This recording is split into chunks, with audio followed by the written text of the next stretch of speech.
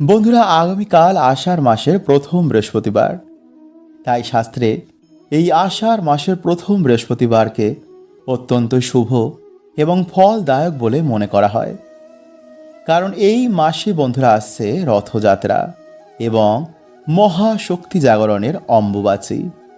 তাই প্রথম বৃহস্পতিবার আপনারা গৃহে সামান্য কিছু যদি নিয়ম পালন করেন তো গৃহে আপনাদের মা লক্ষ্মীর বিশেষ কৃপা লাভ হবে, সংসারের মঙ্গল হবে এবং সারা মাসও আপনাদের দারুণ কাটবে এবং এই অম্বুবাচীর কোনো রকম খারাপ প্রভাব আপনাদের গৃহে পড়বে না। তবে এই দিনে কিছু ভুলও কিন্তু বন্ধুরা আমাদের করতে নেই, তাই অবশ্যই কিন্তু আপনারা ভিডিওটি পুরো দেখুন। জয় শ্রীকৃষ্ণ, রাধে রাধে। বন্ধুরা, আগামীকাল এই মাসের প্রথম বৃহস্পতিবার, যাকে লক্ষ্মীবারও বলা হয়। তাই কালকে সামান্য কার্যের মাধ্যমে মা লক্ষ্মী ও ভগবান বিষ্ণুর কিন্তু আপনারা আশীর্বাদ নিতে ভুলবেন না। এতে সারা মাস আপনাদের দারুণ কাটবে। কারণ শাস্ত্র বলছে বন্ধুরা যে যার ওপর মা লক্ষ্মী সদয় হন তাদের মান সম্মান অর্থ সৌভাগ্যে বাড়ি ভরা থাকে। তাই মাসের এই প্রথম বৃহস্পতিবার আপনারা এইভাবে অবশ্যই পালন করুন।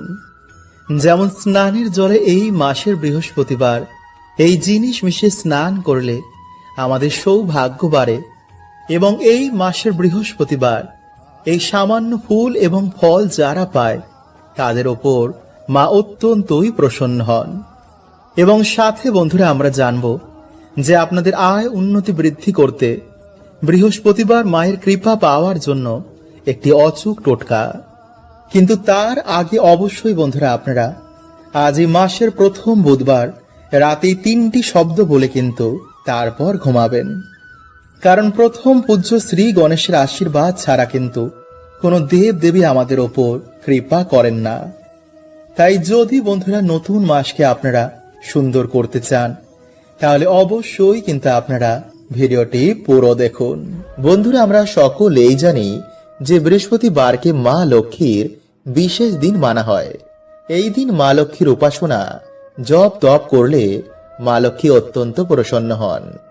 এছাড়াও বৃহস্পতিবার গুরু বৃহস্পতিকে সমর্পণ করা হয়েছে, আর তিনি হচ্ছেন ভাগ্য যশের দেবতা। শাস্ত্র মতে এই দিন চুল দাড়ি নখ কাটলে তাদের ওপর বৃহস্পতির কুপ্রভাব পড়ে আর তাদের বাড়িতে অলক্ষ্মীর সৃষ্টি হয়। তাই বন্ধুরা ভুলেও এই বৃহস্পতিবারে এই কার্যগুলি করবেন না। নাম্বার 2, ঝগড়া বা ঝামেলা যেন বৃহস্পতিবার একদম বাড়িতে না হয়, বিশেষ করে সন্ধ্যাবেলা ও সকাল বেলায়। কারণ এই দুটো সময় আমাদের বাড়িতে বিভিন্ন দেব দেবীর আগমন হয়, আর মা লক্ষ্মী কখনোই চেঁচামেচি বা ঝগড়া ঝামেলা জায়গায় একদম থাকতে পছন্দ করেন না, আর ফলে সেই বাড়িতে অলক্ষ্মী বাসা বাঁধে। তাই বন্ধুরা সন্ধ্যাবেলায় সকাল বেলায় ঈশ্বরের নাম করুন। পশু পাখিদের অন্ন দিন। বাড়িতে কারোর সাথে খারাপ ব্যবহার করবেন না। এতে কিছু দিনের মধ্যে আপনার দুর্ভাগ্য সৌভাগ্যে পরিণত হবে। নাম্বার 3, এই বৃহস্পতিবার ভুলেও বাড়িতে আমিষ জাতীয় খাবার আনবেন না। সেই দিন বাড়িঘর পরিষ্কার পরিচ্ছন্ন রাখবেন। সন্ধেবেলায় মা লক্ষ্মীর কাছে একটি ঘিয়ের প্রদীপ জ্বালাবেন। যাদের বাড়িতে প্রদীপ নেই তারা মোমবাতি জ্বালালেও হবে। সন্ধেবেলায় মায়ের কাছে বসে মায়ের ব্রত কথা পাঠ করুন। তারপর মায়ের কাছে হাত জোর করে মাকে নিজের বাড়িতে আসার আমন্ত্রণ জানান। বলুন, মা তোমার এই সন্তানের বাড়িতে এসে তোমার সন্তানের সমস্ত দুঃখ হরণ করে নাও। বন্ধুরা, যত ভক্তি সহকারে আপনি এটি বলবেন মা অবশ্যই আপনার কথা শুনবেন। নাম্বার 4, পুজো অর্চনা করার পর নিরামিষ আহার গ্রহণ করে রাতে ঘুমাবেন। কিন্তু ভুলেও বন্ধুরা রাতে সওবা জাতীয় কার্য একদম করবেন না, কারণ এতে আপনার এই ভৌতিক শরীর অপবিত্র হয়ে যাবে, আর সেই রাতে যদি কোনো দেব কৃপা হয় তা আপনারা পাবেন না। তাই বন্ধুরা যত ভক্তি ও বিশ্বাস নিয়ে আপনারা এটা করবেন ততই আপনাদের জীবনে উন্নতি হবে। বন্ধুরা, আমাদের হিন্দু ধর্মে ভগবান শ্রী গণেশকে স্মরণ না করে কোনো কাজ সম্পন্ন হয় না। শাস্ত্র বলছে যে ভগবান শ্রী গণেশের মন্ত্র জপ করলে মানুষের জীবনে কোনো প্রকারের অভাব থাকে না।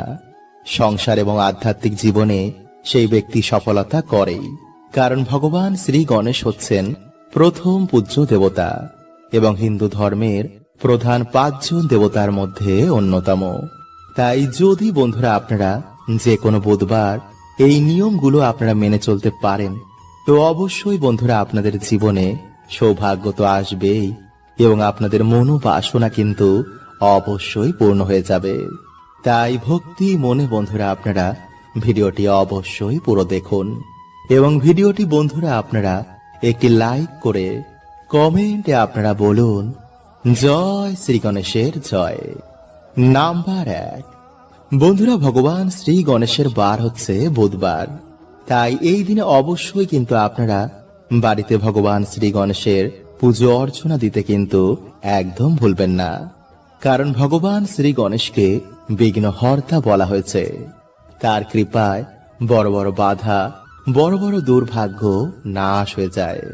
শাস্ত্র বলছে যে বাড়িতে ভগবান শ্রী গণেশের পুজো অর্চনা করা হয় না, তার নাম স্মরণ করা হয় না, সেই বাড়িতে কোনো দেবদেবীর কৃপা বা সেই বাড়িতে কোনো দেবদেবী কখনো বাস করেন না। কারণ সকল দেবতা মিলে ভগবান শ্রী গণেশকে বরদান দিয়েছিলেন যে প্রথম পূজ্য হওয়ার।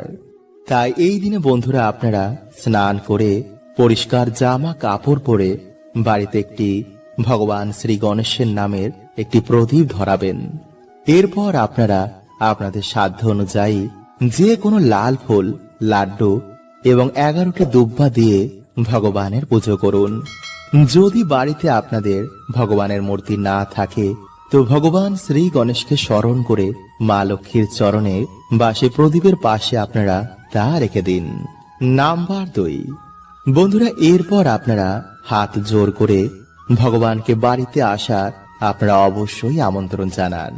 আপনাদের দুঃখ কষ্ট, আপনাদের যা মনোবাসনা রয়েছে ভগবানকে জানান এবং তারপর আপনারা ভগবান শ্রী গণেশের যে কোনো মন্ত্র আপনারা 11 বার জপ করুন। নাম্বার 3, বন্ধুরা যদি আমাদের ওপর একবার ভগবান শ্রী গণেশের আশীর্বাদ এসে পড়ে, তো কখনো কিন্তু আমাদের মান সম্মান এবং অর্থের জন্য আর পিছনে করে দেখতেও হবে না।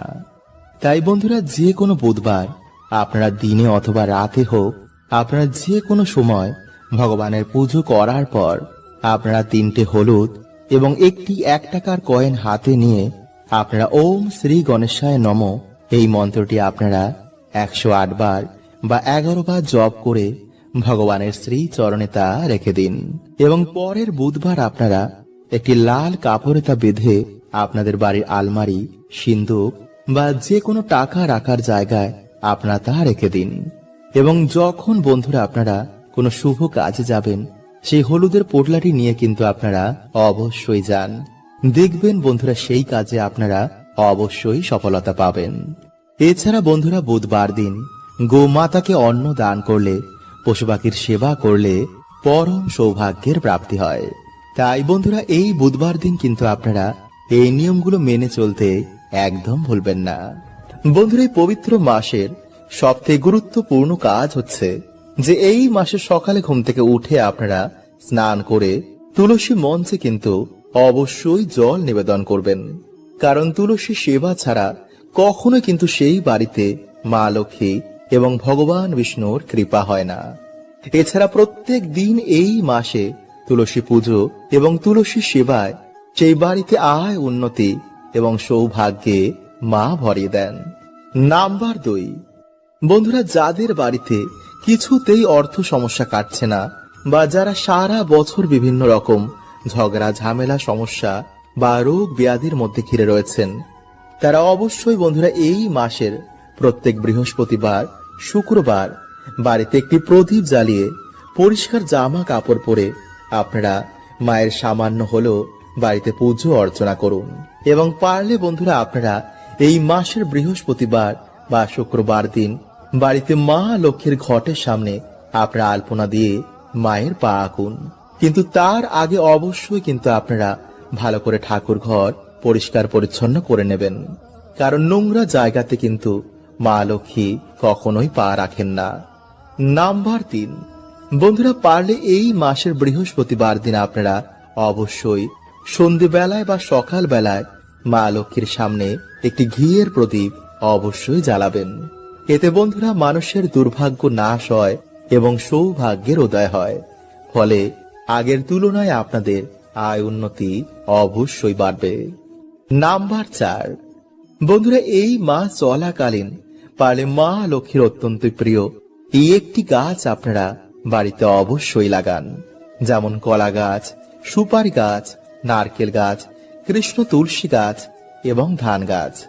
এই গাছগুলোর মধ্যে যে কোনো একটি গাছ আপনারা এই মাসে আপনাদের বাড়িতে অবশ্যই লাগান। এতে সারা বছর বন্ধুরা আপনাদের বাড়িতে মায়ের কৃপায় অর্থ সৌভাগ্য বিরাজ করবে। নাম্বার 5, বন্ধুরা এই মাস চলাকালীন বিশেষ করে বৃহস্পতিবার বা শুক্রবার দিন আপনারা স্নানের জলে কিছুটা সামান্য হলুদ মিশিয়ে ওম নমো ভগবতে বাসুদেবায় নমো এই মন্ত্র বলে আপনারা স্নান করুন এবং স্নান করে এসে ভগবান বিষ্ণু এবং মা লক্ষ্মীর পুজো আরাধনা করুন। একটি আসন পেতে ভগবান বিষ্ণু বা মা লক্ষ্মীর কোনো মন্ত্র আপনারা 108 বার বা 21 বার জপ করুন। যদি নিয়ম মেনে এই মাসের এই বৃহস্পতিবার দিনগুলো আপনারা এই সামান্য কার্য করতে পারেন, তো বন্ধুরা আপনাদের আগের তুলনায় আয় উন্নতি বাড়বেই বাড়বে। তাই এই মাস চলাকালীন বন্ধুরা আপনারা সামান্য গুড়ের পায়েস রান্না করে কোনো বৃহস্পতিবার দিন বা শুক্রবার মাকে অবশ্যই নিবেদন করুন। নাম্বার 7, আমলকি। বন্ধুরা এই মাস চলাকালীন এই ফল আপনারা ভগবান বিষ্ণু এবং মা লক্ষ্মীকে নিবেদন করতে একদম ভুলবেন না, কারণ এই মাসে বন্ধুরা এই ফল মাকে নিবেদন করা অত্যন্তই শুভ এবং অত্যন্তই ফলদায়ী। তাই এই ফলকে বন্ধুরা অমৃত ফলও বলা হয়। তাই পারলে এই মাসে আপনারা এই ফল এনে ভগবান বিষ্ণু বা মা লক্ষ্মীকে অবশ্যই নিবেদন করুন। এছাড়া বন্ধুরা এই মাসে কাঁঠালি কলা, নারকেল, ধান, সিঁদুর, দূর্বা, লাল ফুল, পদ্ম ফুল, অম্রপল্লব, তুলসী পাতা, তুলসী মঞ্জুরি, হর্তকি, লক্ষ্মী কড়ি, শঙ্খ, চালের নৈবেদ্য এই মাসে মায়ের চরণে নিবেদন করলে, মায়ের পুজো অর্চনা করলে সেই বাড়িতে সারা বছর মায়ের কৃপা বিরাজ করে। বন্ধুরা শাস্ত্র অনুসার যেখানে আমরা টাকা পয়সা রাখি, মানে মানি ব্যাগ বা সিন্ধুকের মধ্যে আপনারা যদি সামান্য জিনিসটি রাখতে পারেন, তো বন্ধুরা সেই বাড়িতে মা লক্ষ্মী নিজে আসেন, তাদের সকল মনোবাসনা মাথা পূর্ণ করে দেন। ফলে টাকা পয়সা জনিত বন্ধুরা কোন রকম সমস্যা সেই বাড়িতে আর থাকে না। তাই চলুন বন্ধুরা এবার আমরা জেনে নিই যে কোন কোন জিনিস আপনারা মানি ব্যাগে রাখতে পারেন, যা আপনারা মানি ব্যাগে রাখলেই 1 মাসের মধ্যেই সুফল পাবেনই পাবেন। নাম্বার 1, তুলসী মঞ্জুরি। বন্ধুরা মানা হয় যে তুলসী গাছে ভগবান বিষ্ণু এবং মা লক্ষ্মী উভয়েরই বাস রয়েছে। নিয়মিত তুলসী গাছের পুজো অর্চনায় মানুষের দুর্ভাগ্যের নাশ হয়, বাড়িতে ভগবান বিষ্ণু এবং মা লক্ষ্মীর কৃপা হয়। কিন্তু বন্ধুরা আপনারা হয়তো অনেকেই জানেন না যে তুলসী মঞ্জুরি বাড়িতে রাখলে আমাদের আর্থিক উন্নতি হয়। এটি ভগবান বিষ্ণু এবং মা লক্ষ্মীর অত্যন্তই প্রিয়। মানা হয় ভগবান বিষ্ণুর চরণে এই তুলসী মঞ্জুরি অর্পণ করলে মানুষের জন্ম জন্মের দুর্ভাগ্য এবং পাপে নাশ হয়।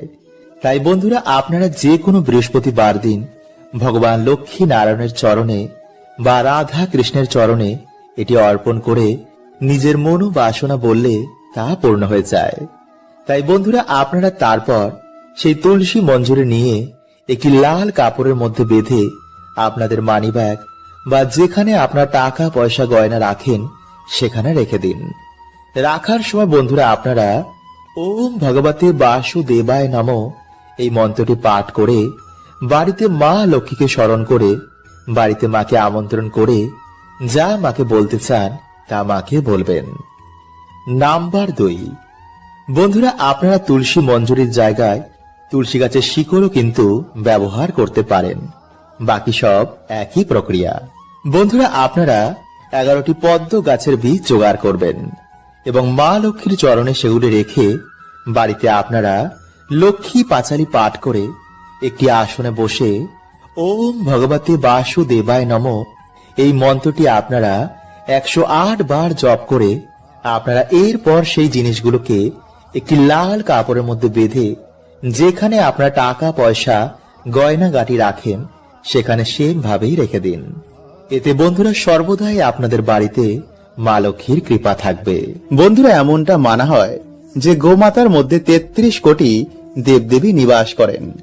তাই গোমাতার সেবা করলে সমস্ত দেব লোকের পুণ্য প্রাপ্ত হয়। গোমাতার সেবাতেই আমরা একসাথে সমস্ত দেবদেবীর সেবা করতে পারি। ঋগ্বেদে গোমাতাকে অমৃত সমতুল্য বলা হয়েছে, কারণ গোমাতার বক্ষ থেকে নির্গত দুধ বহু মানুষের প্রাণ বাঁচায়। এছাড়াও গোমাতা এতটাই পবিত্র যে তার আশেপাশে সমস্ত নেগেটিভ এনার্জি নাশ হয়ে যায়। যে মাটি দিয়ে গোমাতা যায় সেই স্থান ধন্য ধন্য হয়ে যায়। তাই বন্ধুরা, আপনাদের সমস্যা দূর করার জন্য প্রথমে গোমাতাকে অন্ন ভোজন করান, তারপর গোমাতার খুরের জন্য নির্গত মাটি, যাকে গোধূলি বলা হয়, তার নিজের মাথায় ঠেকান। নিজের বাড়ির চারিদিকে তা কিছুটা ছিটিয়ে দিন। এতে আপনাদের বাড়ির বাস্তু দোষ, নেগেটিভ সমস্যা, গ্রহ দোষ সবকিছুই দূর হবে। আর যদি বন্ধুরা আপনারা সরল হন, আপনারা কারোর ক্ষতি কখনো না করেন, তো অবশ্যই আপনাদের ঈশ্বর মঙ্গল করবেন। তাই প্রত্যেক সপ্তাহে অন্তত আপনারা এই প্রক্রিয়াটি করুন। বলা হয় গোমাতার সেবাতে মোক্ষ প্রাপ্তি হয়। গোলোক বৈকুণ্ঠ ধাম বা ভগবান শিবের প্রাপ্তির জন্য গোমাতার সেবা করা অবশ্যই দরকার। তাই কালো গরুকে যদি বন্ধুরা আপনারা রুটি ও গুড় খেতে দিতে পারেন, তো এতে শনি ও কেতুর কখনোই বাজে প্রভাব পড়ে না। তাই যদি বন্ধুরা আপনাদের বাড়ির সমস্যা দূর করতে চান, তো অবশ্যই গোধূলি নিজের বাড়ির চারিদিকে ছড়িয়ে দিন। এতে আপনাদের বাড়ি সুখ শান্তিতে ভরে উঠবে। বন্ধুরা, মা লক্ষ্মীর অনুসার বাড়িতে এই জায়গা ঝাড়ু রাখলে মানুষের দুর্ভাগ্যে নাশ হয় এবং আর্থিক উন্নতি হয়।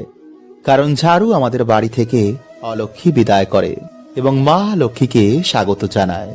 ঝাড়ু এমন এক জিনিস যা আমাদের অফিস, দোকান বা বাড়ি যে কোনো জায়গাতেই আমরা ব্যবহার করি, কারণ বাস্তু মতে ঝাড়ু মা লক্ষ্মীর সঙ্গে সম্পর্কিত রয়েছে। ফলে সহজে ঝাড়ুর কুফল এবং সুফল আমাদের জীবনে এসে পড়ে। তাই সামান্য জিনিসগুলো যদি আমরা খেয়াল না রাখি, তো এই ঝাঁটাই বন্ধুরা আমাদের জীবনে দুর্ভাগ্যের কারণ হয়ে দাঁড়ায়। সে বাড়িতে মা লক্ষ্মী আসেন না, ফলে আমাদের আর্থিক উন্নতিও হয় না এবং ঝাঁটার সঠিক ব্যবহারে আপনাদের আবার ভাগ্য চমকে উঠতে পারে। তাই ঝাঁটার ব্যাপারে বন্ধুরা আপনাদের কিছু নিয়ম অবশ্যই মাথায় রাখা উচিত। তাই অবশ্যই বন্ধুরা আপনারা কিন্তু ভিডিওটি পুরো দেখতে ভুলবেন না এবং ভিডিওটি বন্ধুরা একটি লাইক করে কমেন্টে হর হর মহাদেব ও জয় শ্রীকৃষ্ণ অবশ্যই লিখুন। নাম্বার 1, ঝাঁটা ভেঙে গেলে বা ঝাঁটার বাঁধন আলগা হয়ে গেলে তা অনেক বাড়িতে ব্যবহার করা হয়, কিন্তু ঝাঁটা ভেঙে গেলে বা ঝাঁটা নষ্ট হয়ে গেলে বা ঝাঁটার বাঁধন আলগা হয়ে গেলে সঙ্গে সঙ্গেই তা ফেলে দেওয়া উচিত। নইলে বন্ধুরা সে ঝাঁটা দিয়ে বাড়িতে ঝাড় দিলে বাড়িতে উন্নতি হয় না। তাই এই ভুল কিন্তু বন্ধুরা আপনারা আগামী দিনে ভুলেও করবেন না। নাম্বার 2, ঝাঁটাকে কখনোই দিনের বেলায় বাড়ির দরজার সামনে, মানে সহজেই ঘরে ঢুকে যেন ঝাঁটা চোখে না পড়ে। মানা হয় খোলা জায়গায় ঝাঁটা রাখলে বাড়ি বা দোকানের সম্পত্তি, মান সম্মান বাইরে বেরিয়ে যায়। তাই ভুলেও বন্ধুরা ঝাঁটা কিন্তু আপনারা এমন জায়গায় রাখবেন না যা সহজেই চোখে পড়ে। নাম্বার 3, ঝাঁটা কখনোই বন্ধুরা আপনারা বাড়িতে দাঁড় করিয়ে রাখবেন না। বাস্তুমতে এটি সৌভাগ্যের নাশ করে দেয়। তাই ঝাঁটাকে সর্বদাই আপনারা শুয়ে রাখবেন। নাম্বার 4, সন্ধেবেলায় আপনারা কখনোই বাড়িতে ঝাড় দেবেন না। এমনকি শনিবার দিন আপনারা কখনোই নতুন ঝাঁটার ব্যবহার শুরু করবেন না। এতে শনিদেবের বক্র দৃষ্টিও পড়তে পারে। নাম্বার 5, বন্ধুরা অনেকে কি করে যে যেই ঝাঁটা দিয়ে বাড়িতে ঝাড় দেয় সেই ঝাঁটা দিয়েই ঠাকুর ঘরেও ঝাড় দেয়। এটি কিন্তু বন্ধুরা আপনারা ভুলেও করবেন না। এতে বন্ধুরা কি হয় যে যেখানে আমাদের বাড়িতে বিভিন্ন দেবদেবীর বাস হয় সেই স্থানে আর দেবতাদের বাস থাকে না।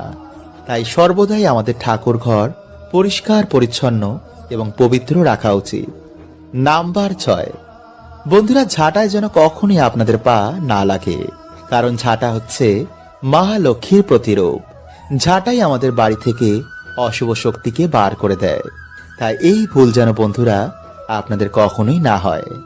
নাম্বার 7, বন্ধুরা যদি আপনাদের মনে হয় যে আপনাদের বাড়িতে কোনো অশুভ শক্তির প্রভাবে ঝগড়া ঝামেলা অশান্তি এবং আর্থিক উন্নতি কিছুতেই হচ্ছে না, তো বন্ধুরা বাড়ির পশ্চিম দিকের কোনো ঘরে ঝাড়াটিকে আপনারা লুকিয়ে রাখবেন। এতে কোনো রকম নেগেটিভ শক্তির প্রভাব আপনাদের বাড়িতে থাকবে না। হরে কৃষ্ণা, ওম নমঃ শিবায়।